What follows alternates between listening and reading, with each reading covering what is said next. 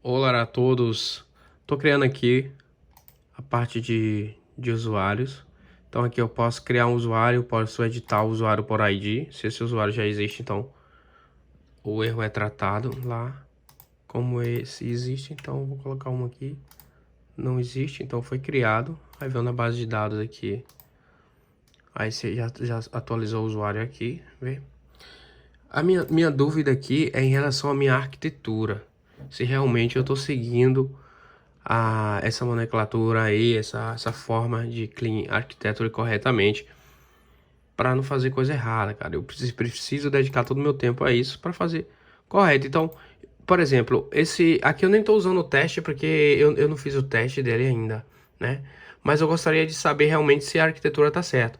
Por exemplo, aqui eu tenho um Sign Up Controller, que é o mesmo lá que o Manguinha criou, que é o do Register, né? Aqui eu fiz mais umas, verifiquei se existe aqui uma query. E ele vai e chama o Add Account, que está no domain, modules, tem um account aqui em Use Case, então tem aqui esse Add Account, né? Então esse Add Account aqui, ele manda lá para o DB Account, né? Para agregar, para adicionar o DB Account. Então o DB Account recebe e salva lá, envia para a base de dados, né? Esse é um account que vem lá do Sign Up Controller.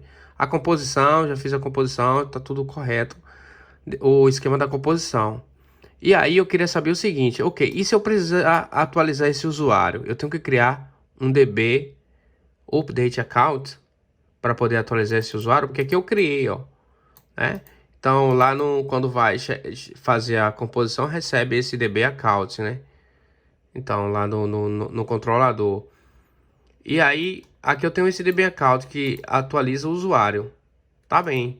Mas em relação aos controles, eu tô com uma dúvida, por exemplo, porque aqui, geralmente, quando a gente vem do MVC, a gente coloca tudo em um controle, né? Em um controlador. Então aqui eu tenho um Sign Up Controller que faz algumas validações, pega toda a informação do body, verifica se existe, se adapta com o email validator, todo aquele esquema. Então aqui eu tenho que criar outro controle também para atualizar. Por exemplo, tem que criar outro controle, né? Eu criei outro controle, praticamente as mesmas dependências, porque tem que passar pelas mesmas validações. E aqui eu adiciono o usuário, eu atualizo o usuário.